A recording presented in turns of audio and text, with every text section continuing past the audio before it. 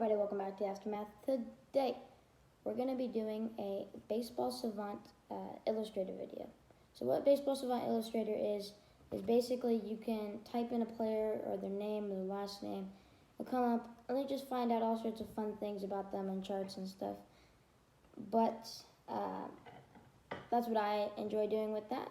But there's lots of different purposes and attention, so it's really great that MLB is giving the fans or the users this freedom to be able to search up what they know as well. So it's pretty cool to actually see what professional players use and stuff, and all things about this. And I've used the Baseball Savant Illustrator before. It's great. I use Baseball Savant in my videos all the time, so I really recommend it. I'll leave the link in the description down below if you want to use it yourself. That being said, let's hop right into it. Just to give a general idea of a batter and a pitcher, we're going to be doing 2 of these a week. We'll be posting one on Monday and one on Thursday. So we'll be doing 2 of those, but this is going to start on a Tuesday. Alrighty, we're going to be starting with Cody Bellinger. So we're going to be searching up Cody Bellinger in the box here. You can see a batter, it selects under. And then once you're going to do, when you hit either enter or select it with your mouse, it's going to bring you to a screen that looks somewhat like this. Now, I can do a chart here. I can do all sorts of different stuff. Velocity, if I want to change the velocity. So pitches that have 90 miles an hour, he really just destroys those types of pitches. Or if we take down the pitch velocity, he's never seen a pitch lower than 73 miles per hour, and he's seen one pitch there considered a strike. So stuff like that's just really interesting depending on how big of a baseball fan you are. So this is gonna be like the main area here. You're gonna be seeing the chart zone, the year. If I wanted to change the year when he had his rookie year, 2017, I could do that as well. But mostly we're just gonna stay in the year of 2020. You can also select multiple years, such as 2019 and 2020. But for right now, I'm just gonna select 2020. And then the charts, general charts, there's a zone chart, there's pitch charts, there's another types of pitch charts, excuse me. There's line charts, and then we have some spray charts there, which is super cool. We'll check those out in a minute. A spray chart and 3D spray chart. So really are different sorts of charts depending on the use for them. So for example, if I was an outfielder and I wanted to know where to position myself when Bellinger would come up. Say I am, so we're going to go to spray charts here actually. We're going to go to, let's see if I can find this one, just the regular old spray chart. I like that one. And it's going to show me this. Now, I don't necessarily want to see it in Kaufman. Say I play for the, let's see here. Say I play for the Angels. You can see the outline of their stadium there, so it just kind of gives you an idea. And it also gives you here some information if you hover over the certain pitch. But if I scroll down, I can get more information on this if I wanted to see what he gets for a triple. So, okay, he has not a triple yet this year, for a home run in Angel Stadium. These are all the home runs he's hit in Angel Stadium of this year. So you can see there all these here. And say I want to add also doubles. So now I can see the doubles and the home runs that he's had. So to answer my question, what I was doing earlier, for example, a single, a double, and a triple, those would be the 3 things that you would be looking for in the outfield. Like I said, I didn't have a triple earlier, so we'll just take that one off for now. But I can see here all of his stuff, all of his hits and doubles and singles. So doubles are going to be in purple, and in orange we're going to have singles. So if I were a left fielder I'll say I have from here over. He doesn't hit very much to the left side, so I'd want to scoot more to the right. So that's something you can learn just from looking at this here. See, I'm a right fielder. I know that I need to be more generally in the middle of right field than somewhere left or right. So just a general right field would be good for this situation. So he might have a shift on him every once in a while. But then we look at more of a speedster. We'll look at Trey Turner.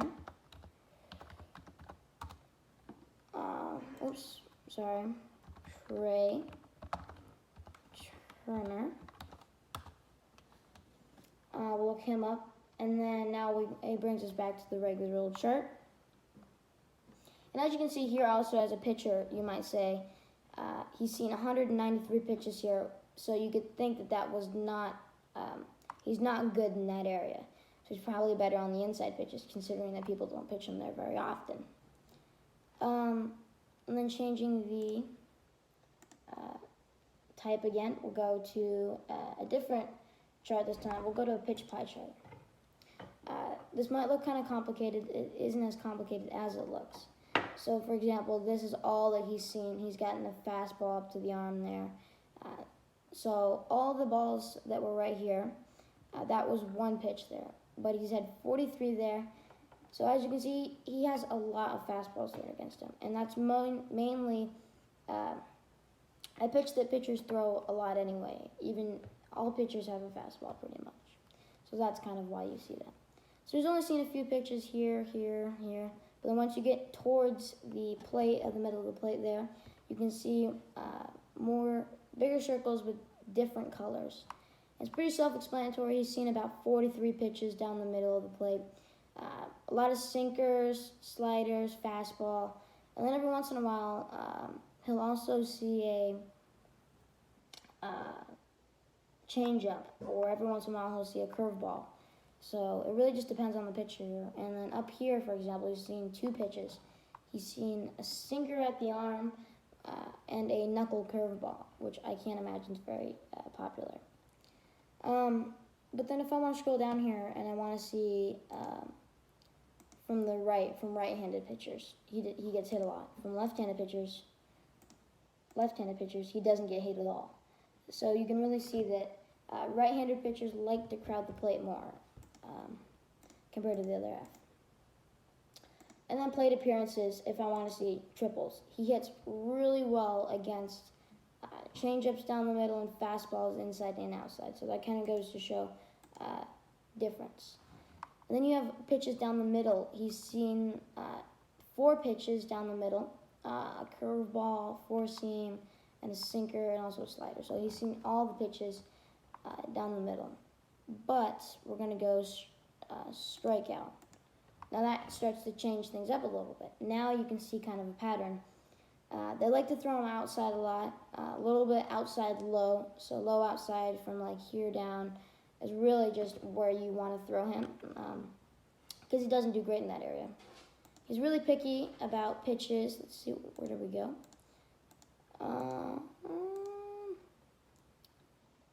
You can always see the pitch result and stuff. Whoops. But pitch type here, if I wanted to see a 4-seam fastball.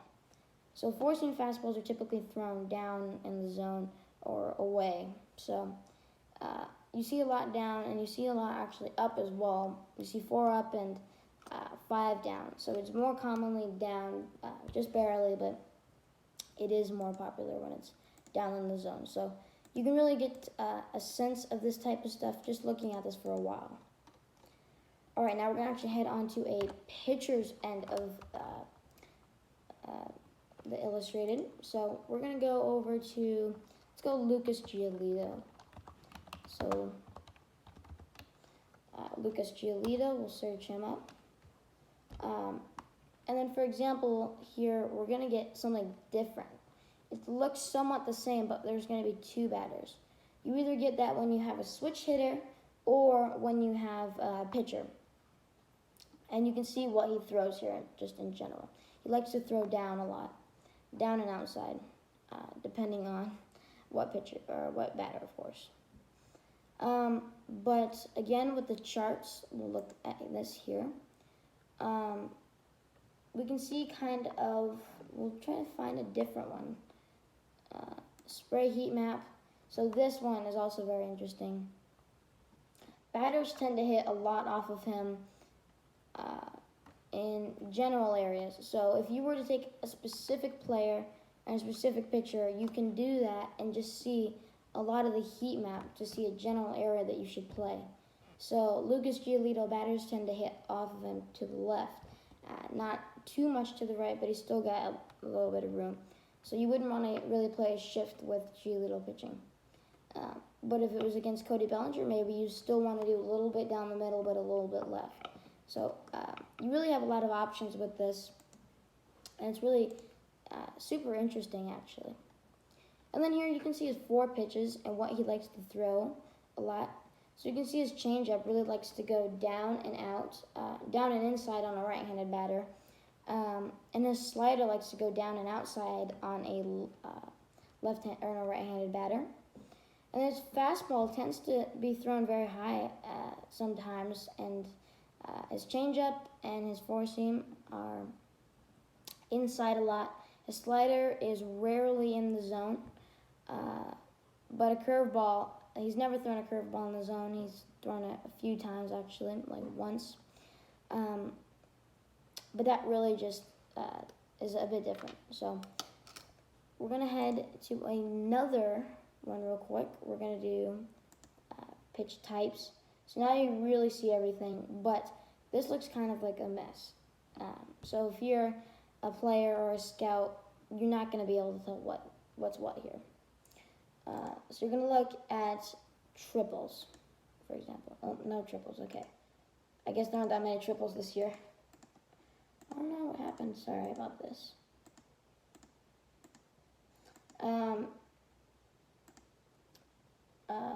Plate appearance, triple, no, we do not want that. So singles. He's only had a few singles against him. He's had quite a few homers, though. If you look here, he's got quite a few homers and singles against him.